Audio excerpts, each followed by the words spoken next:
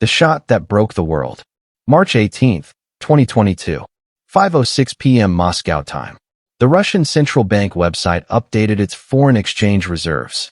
$300 billion. Vanished. Frozen. Seized. Not by tanks. Not by missiles. By keystrokes. The United States, the European Union, Japan, and Canada had just weaponized the global financial system.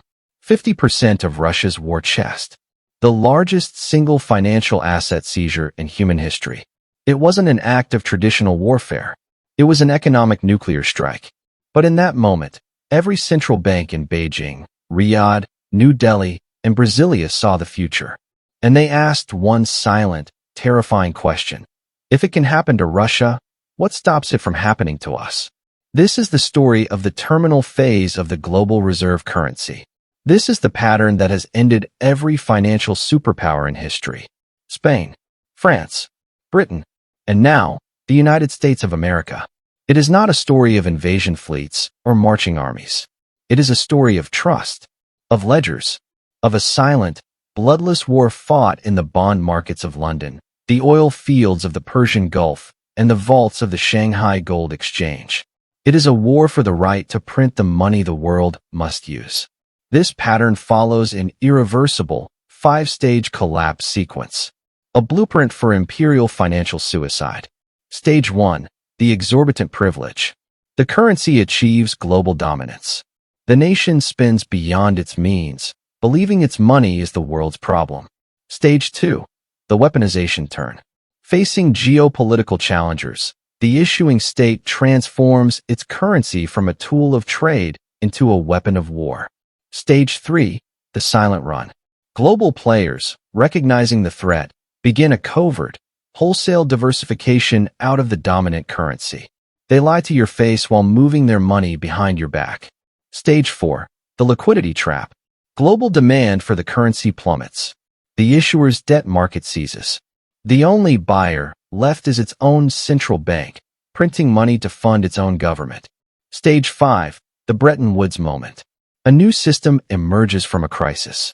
A conference. A treaty. A new anchor. The old currency collapses to its true, domestic value. History is clear. Once Stage 2 begins, Stages 3, 4, and 5 are mathematical inevitabilities. A countdown clock starts. And on March 18, 2022, the United States dollar entered Stage 2. The weaponization turn is complete. The silent run has begun. This is the prelude to the next world war. A war not for land, but for liquidity. A war for the next global reserve currency. The unthinkable peak. To understand the fall, you must first see the height. The rise of the US dollar standard was a masterpiece of crisis and opportunity. July 1944. Bretton Woods, New Hampshire. 44 allied nations gathered in the shadow of World War II. The British Empire was bankrupt. The world was rubble. And the United States held 80% of the world's monetary gold. The deal was simple, brutal, and elegant.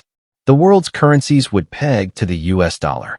The US dollar would peg to gold at $35 an ounce. In one treaty, the dollar was no longer just American money. It was the world's bedrock, the lingua franca of global commerce.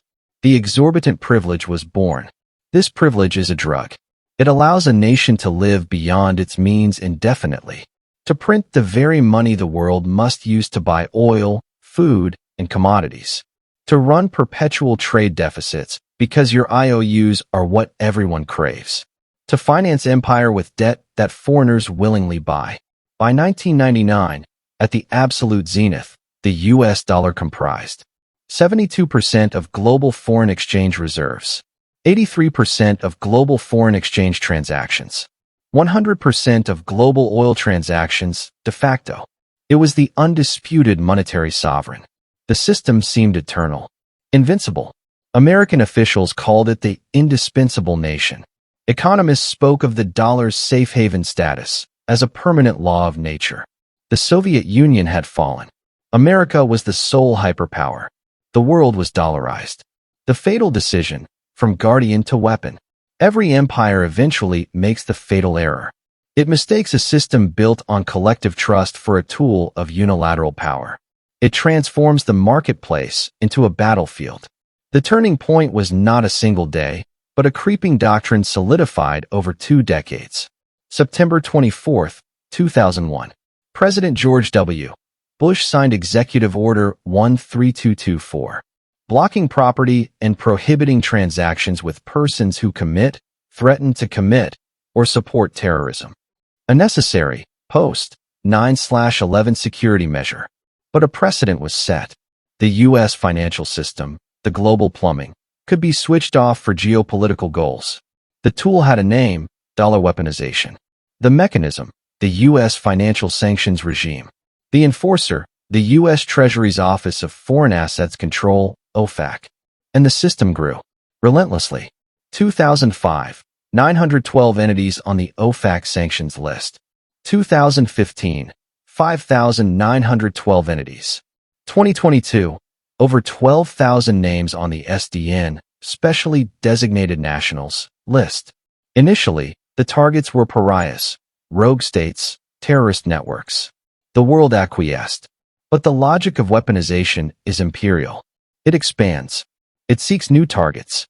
The first major crack appeared in 2012.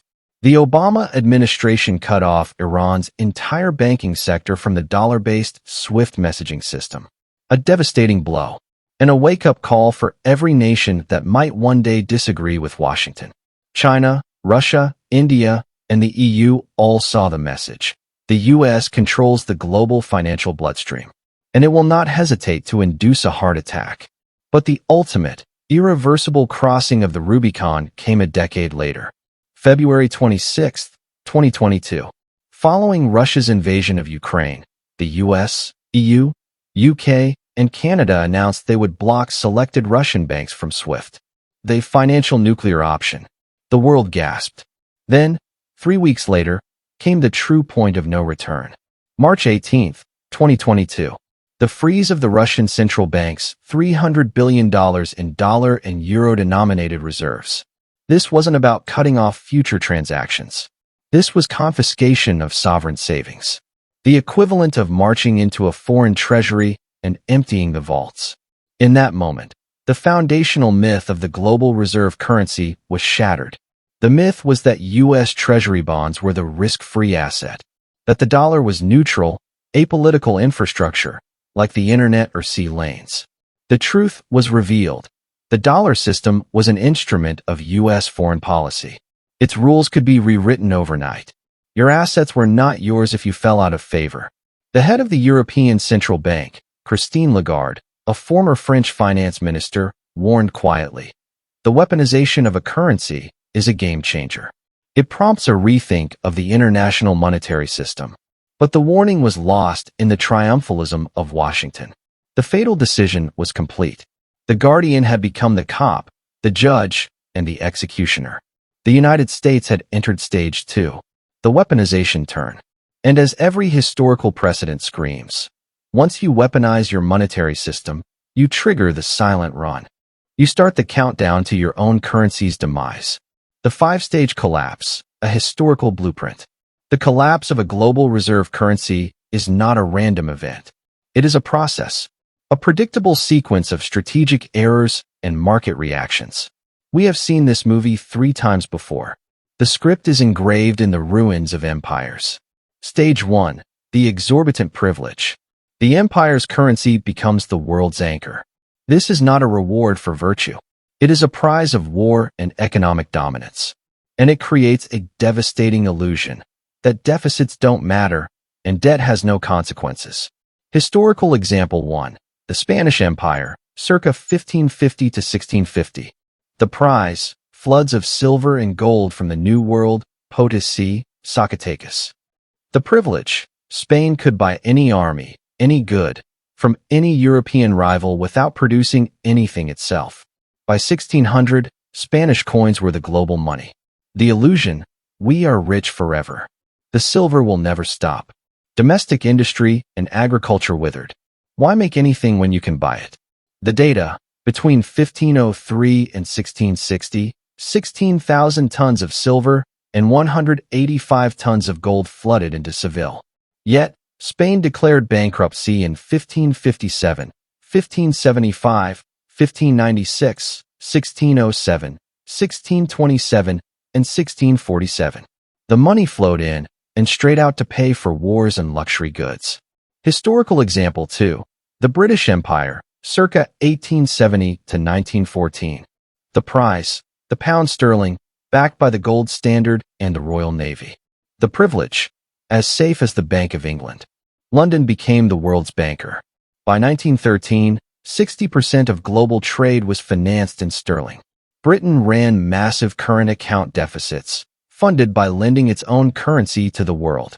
The illusion: the sun never sets, and the pound never falls.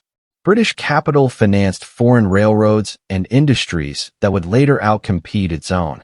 The data: from 1870 to 1914, Britain's net foreign investment reached nearly 10% of GDP. Yet its share of world manufacturing output fell from 22.9% in 1880 to 13.6% by 1913. It was living off financial rents, not productive strength. Historical example 3. The United States, 1944 to 1971. The prize: the Bretton Woods system. The dollar was gold for the world. The privilege: our currency, your problem. The U.S. could fund the Vietnam War, the Great Society, and global military bases by printing dollars the world had to accept. The illusion that the gold window at $35 per Oz was forever. That foreign central banks would hold depreciating dollars indefinitely. The data: U.S. gold reserves plummeted from 20,000 tons in 1950 to 8,000 tons by 1970. The U.S. was printing more dollars than it had gold to back. The privilege was being abused. The pattern is absolute. Stage 1 is the addiction. The empire becomes a financial vampire, sucking in global real goods in exchange for paper it can create at will. It feels like strength. It is the foundation of weakness. Stage 2, the weaponization turn. This is the fatal pivot. The moment the empire, feeling geopolitical pressure, decides its currency is not just a tool of trade, but a cudgel for coercion. It transforms trust into fear. Historical example 1. The Spanish Empire, late 1500s. The weapon: the Spanish road of gold and silver financing for the Habsburg military machine. The turn: King Philip II used his financial supremacy not to build a sustainable economy, but to fund endless religious wars against the Dutch Republic, England, and the Ottomans. The currency became a weapon of Catholic conquest. The consequence: Protestant merchants in Amsterdam and London began seeking alternatives to the papist silver real. They started building their own financial networks. The silent run began. Historical example 2. The British Empire, 1914 to 1940. The weapon: the sterling area and the blockade of enemy finance. The turn: in World War I, Britain used its control over global shipping and finance to economically strangle Germany. It confiscated German assets held in sterling. In the 1930s, it created the sterling bloc, a closed financial zone to protect the pound from global competition, explicitly weaponizing trade and capital flows against the U.S. and Germany. The consequence: New York began to eclipse London as a financial center. Countries trapped in the sterling bloc started looking for exit routes. The U.S. dollar, seen as less politically weaponized, became more attractive. Historical example 3. The United States, 2001 present. The weapon: the SWIFT messaging system, OFAC sanctions, and correspondent banking. The turn: as detailed, the post-9/11 security apparatus evolved into a full-spectrum financial warfare tool. First against terrorists, then pariah states, Iran, North Korea, then major geopolitical rivals, Russia's central bank in 2022. The consequence: the message was received globally. The dollar is a liability. It is not neutral infrastructure. It is a political weapon controlled by one capital. The historical lesson is brutal. Once you weaponize, you teach the world to escape you. You create your own enemies in the monetary realm. You trigger stage 3. Stage 3, the silent run. This is the most critical and most invisible phase. The global elites, central bankers, finance ministers, commodity traders, see the weapon. They understand the threat to their sovereignty and wealth, and they begin to exit. But they do so silently. They cannot afford to panic the market they are fleeing. Historical example 1. The Spanish Empire, 1600 to 1650. The silent runners, Dutch and English merchants, Italian bankers. The method, they continued to accept Spanish silver coins in trade, but they began recoining them into local currency, the Dutch guilder, English pound, and developing bill of exchange systems that bypass Spanish coinage entirely. The data, Amsterdam's Wisselbank, exchange bank, founded in 1609, became Europe's new financial clearinghouse. Spanish silver flowed in, but was transmuted into Dutch credit. By the 1640s, the guilder was the stable, trusted currency of European trade. Spain's money was being used to build its replacement. Historical example 2. The British Empire, 1945 to 1956. The silent runners. Every nation in the sterling area, plus the Soviet bloc. The method. Post-World War II, Britain was bankrupt but demanded Commonwealth nations keep their reserves in sterling. They complied, on the surface. Secretly, they began a decades-long negotiation to diversify. The 1956 Suez Crisis was the turning point. The U.S. opposed the Anglo-French invasion and threatened to dump its sterling bonds, collapsing the pound. The data, the proportion of global reserves held in sterling collapsed from over 60% in 1945 to about 25% by 1970.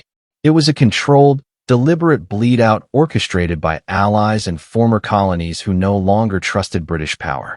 Historical example 3. The United States, 2022 present. The silent runners. China, India, Saudi Arabia, Brazil, Russia, ASEAN nations, the BRICS plus bloc. The method, bilateral trade deals in local currencies. Gold accumulation by central banks. Development of alternative financial messaging systems. China's CIPS, Russia's SPFS.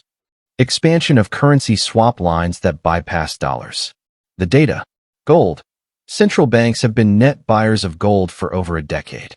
2022 saw the highest annual demand, 1,136 tons, since 1950. They are swapping paper claims for inert metal. Reserves. The USD share of global allocated reserves has fallen from 72% in 2001 to 58% today, a decline that has accelerated post-2022. Trade. In 2023, over 80% of Russia-China trade was settled in rubles or yuan. India pays for Russian oil in dirhams and rupees. Saudi Arabia now accepts yuan for some oil sales. This is the silent run. No declarations of war.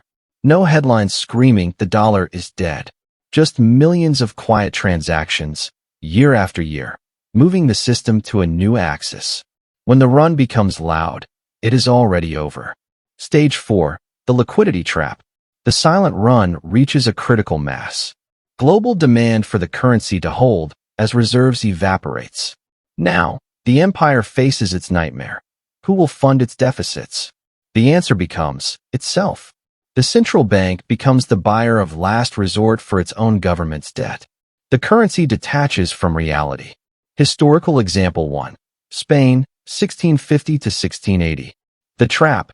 As silver inflows slowed and trust in the real evaporated, Spain could no longer finance its deficits abroad.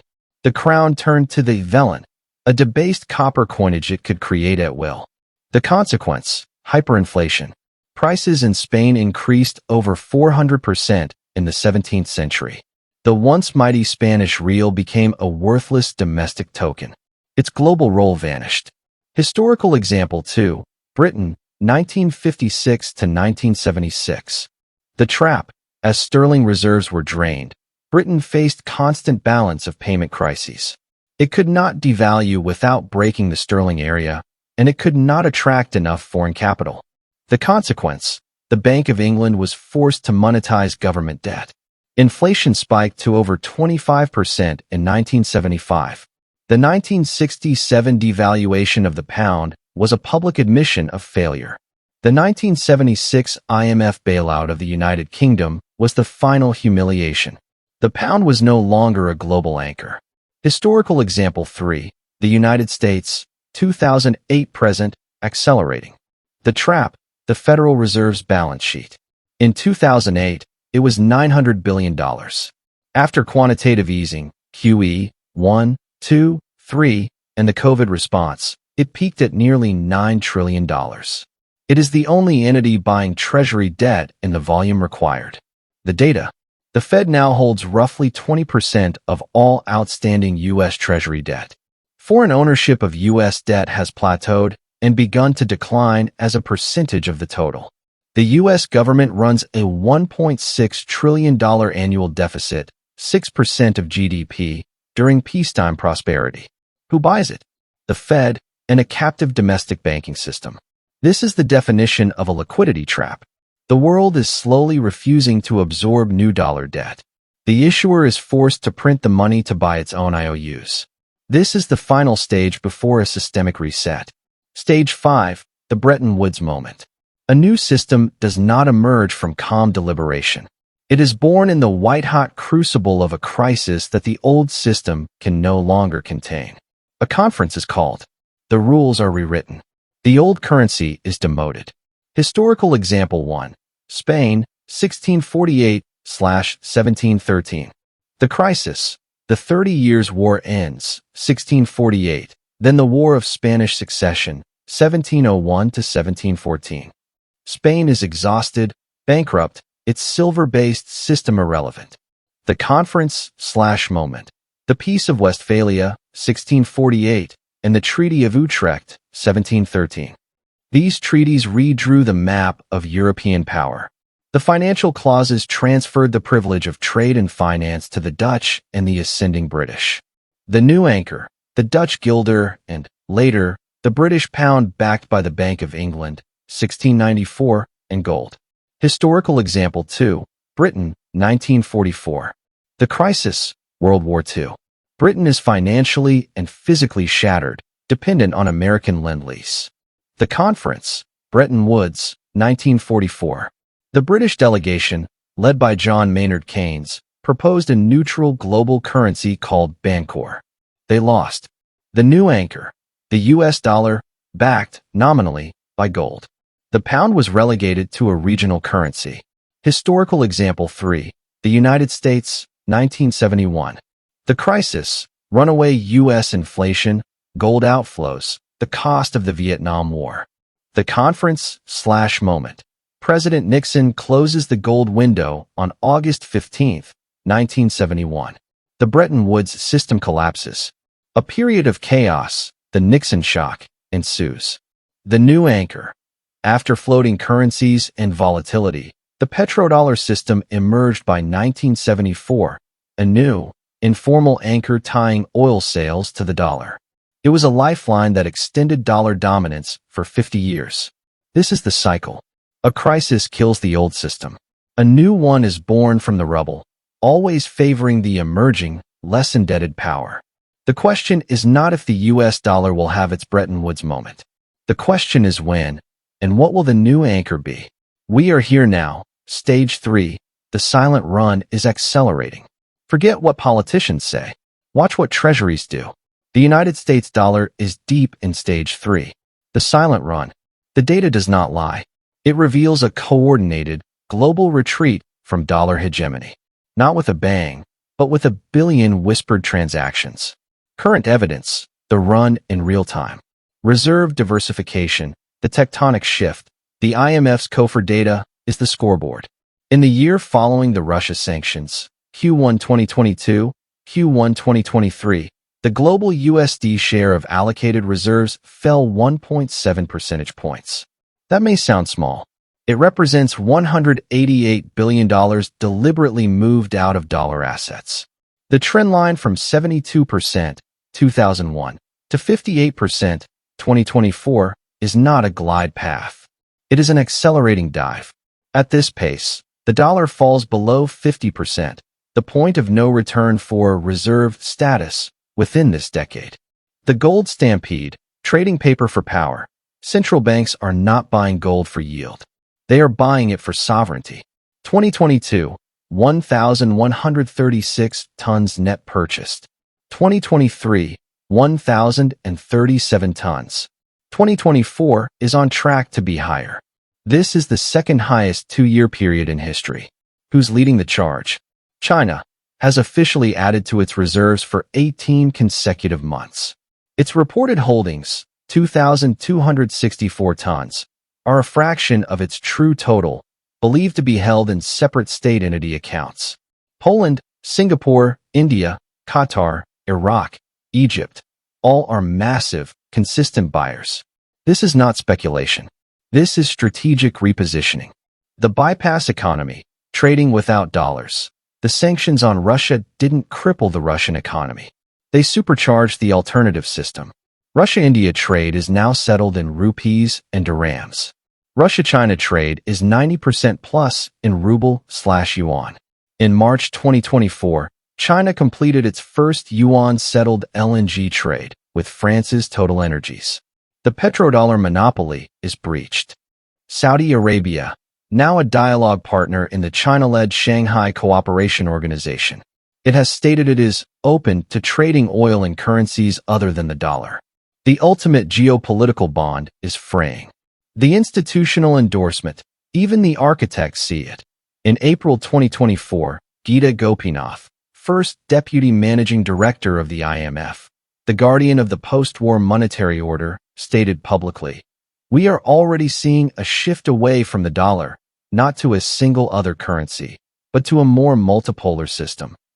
This is the equivalent of a firefighter confirming your house is ablaze. The establishment is admitting the pattern. The silent run is no longer silent. It is a drumbeat. The catalyst, BRICS Plus, and the new rules of the game. The weaponization of March 2022 did more than freeze Russian assets. It provided the perfect geopolitical cover for a project a decade in the making, the construction of a parallel financial universe. Recent event, the BRICS expansion, August 24, 2023. At the Johannesburg Summit, BRICS, Brazil, Russia, India, China, South Africa, invited 6 new members: Saudi Arabia, UAE, Iran, Egypt, Ethiopia, Argentina. A coalition representing over 45% of the world's population, over 33% of global GDP, PPP. The majority of the world's critical commodities, oil, Saudi, UAE, Iran, Russia, gas, minerals, agriculture. Argentina later declined, but the signal was sent. This is not a trade bloc. It is a strategic coalition to de-dollarize. Their stated goal: increase settlement in local currencies and develop a new global reserve currency. Why this changed everything? Every country in the global south watched the Russia sanctions and thought, that could be me. The BRICS Plus framework offers a politically neutral platform to build escape routes before a crisis hits. They are not waiting for a new Bretton Woods. They are building it brick by brick, swap line by swap line, right now. The revelation for Washington should be chilling. The weapon created its own antidote. The more aggressively the U.S. uses dollar sanctions, the faster and more determined the construction of the alternative system becomes. It is a self-defeating prophecy. Stage 3 indicators, the dashboard of collapse. Here are 10 metrics proving the silent run is underway. This is your dashboard. Central bank gold purchases. 2010, net buyers of 77 tons. 2022, net buyers of 1,136 tons, meaning a 1,375% increase in strategic accumulation. This is fear, not investment. U.S. Treasury foreign ownership. 2013, foreigners held 34% of outstanding U.S. debt. 2024, foreigners hold 23% of outstanding U.S. debt, meaning the world is not funding the U.S. deficit like it used to. The Fed is. Bilateral local currency swap lines. China. 2010, China had swap lines with 3 countries. 2024, China has swap lines with over 40 countries, totaling $500 billion equivalent, meaning a ready-made plumbing system to bypass dollar clearinghouses. Dollar share of global FX transactions. BS Triennial Survey. 2001. 90% of all trades involve the USD. 2022. 88% of all trades involve the USD, meaning a small but persistent decline in daily utility. The monopoly is cracking. Oil trading in non-USD currencies. 2020. Essentially 0% of major benchmarks traded outside dollars. 2024. An estimated 15 to 20% of Russian, Iranian, Venezuelan, and some Gulf oil is traded in yuan, dirhams, rupees, or rubles, meaning the petrodollar's foundational commodity is leaking from the system. IMF Special Drawing Rights, SDR, basket. 2016. Yuan added to the SDR basket with a 10.92% weighting, meaning the IMF's own currency now formally legitimizes the yuan as a reserve asset. Institutional endorsement of a multipolar system. U.S. share of global GDP at market exchange rates. 2000, 30.4%. 2024, 24.3%. Meaning, the economic base supporting the currency's privilege is shrinking relative to the world. U.S. net international investment position. 2000, minus $1.4 trillion. The U.S. owed the world $1.4 more than it owned abroad. 2024, minus $19.2 trillion. Meaning, the U.S. is the largest debtor nation in history by an unimaginable margin. It is not an attractive balance sheet. Growth of alternative financial messaging, CIPS, China.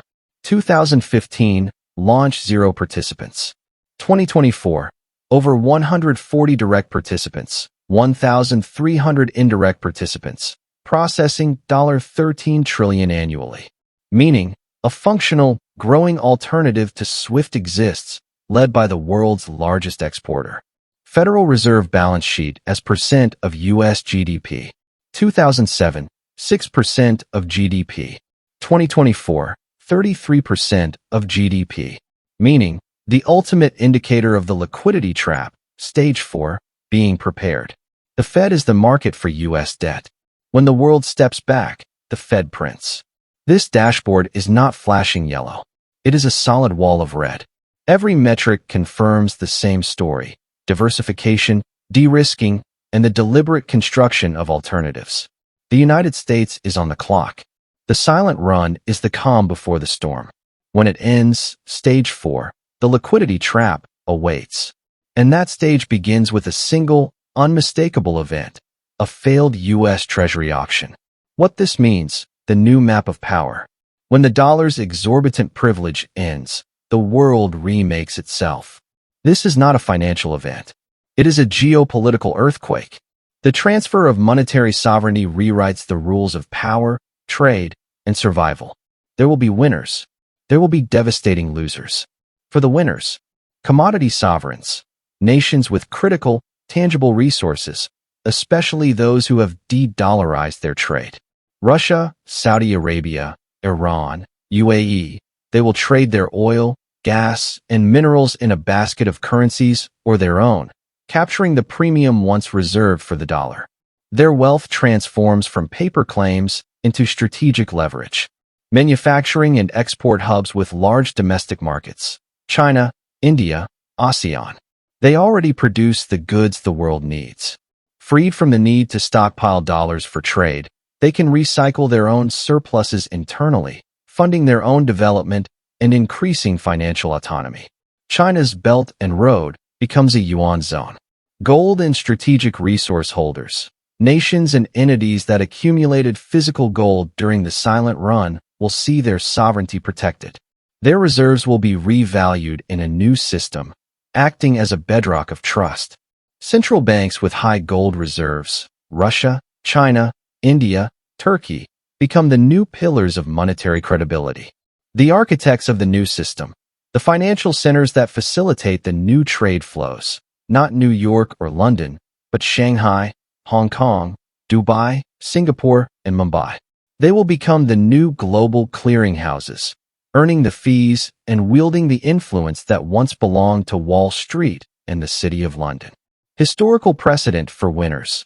the United States after 1944. It inherited the financial infrastructure of the British Empire and built the dollar standard on its ruins, enjoying 80 years of unparalleled economic and geopolitical advantage. For the losers, the United States. The cost of everything imports will skyrocket as the dollar devalues to its true domestic value. The era of importing $800 billion more in goods than you export annually ends. Brutally, the Federal Reserve will lose its ability to control global inflation. Interest rates will soar to attract scarce capital, crushing debt-laden consumers, corporations, and the government itself. The funding model for its global military presence, paid for with printed dollars, collapses. Dollar-pegged economies, nations like those in the Gulf Cooperation Council, GCC, that peg their currencies to the dollar will face an impossible trilemma. Follow the dollar into devaluation and import hyperinflation, break the peg and lose stability, or peg to a new anchor, like a commodity basket or the yuan, and cede monetary sovereignty to a new power. Nations with dollar-denominated debt, emerging markets and governments that borrowed in U.S. dollars will see their debt burdens become impossible to service as their local currencies plunge against a, temporarily, spiking dollar in the final crisis. A wave of sovereign defaults will ripple across Africa, Latin America, and parts of Asia.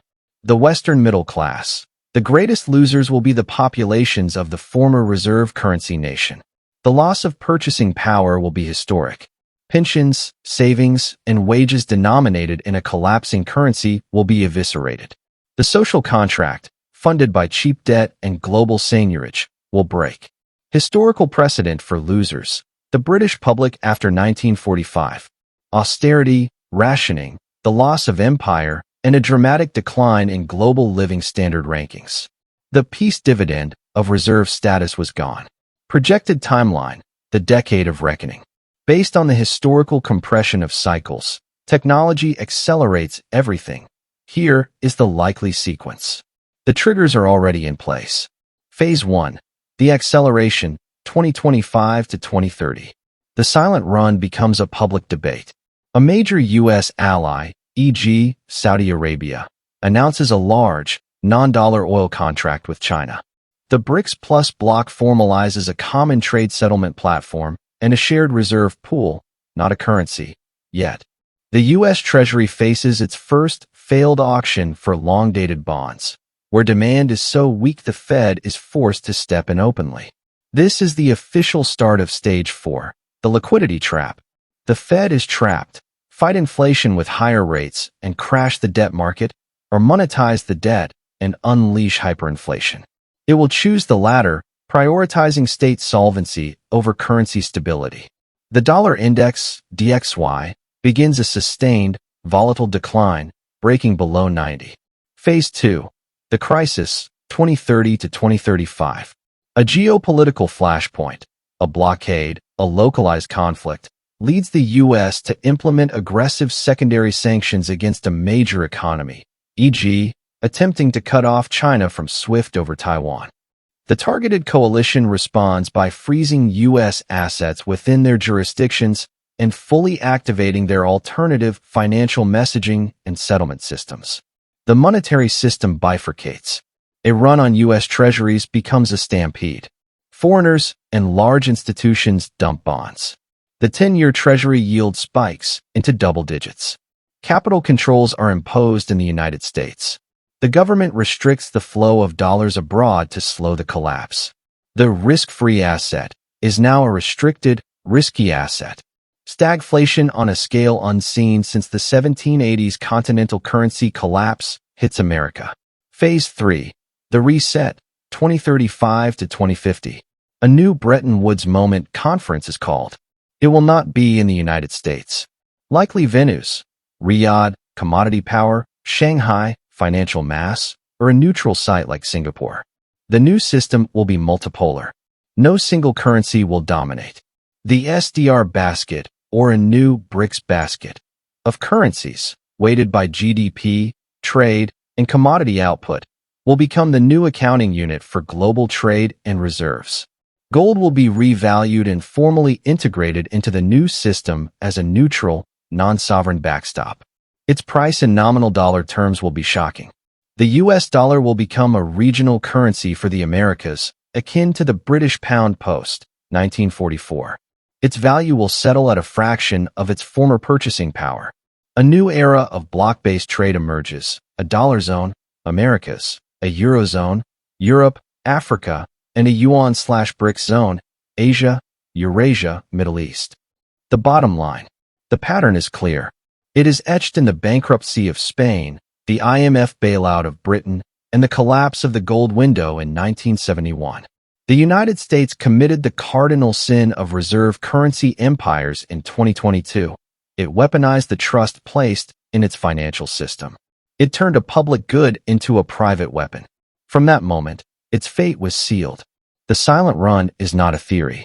It is a measurable, accelerating fact in the balance sheets of the world's central banks. The question is no longer if the dollar will lose its reserve status. The only questions are how fast the final stages will unfold, and who will be holding dollars when the music stops. The timeline has been set. The countdown began on March 18, 2022. You have 1 decade to prepare. This video is for educational and informational purposes only.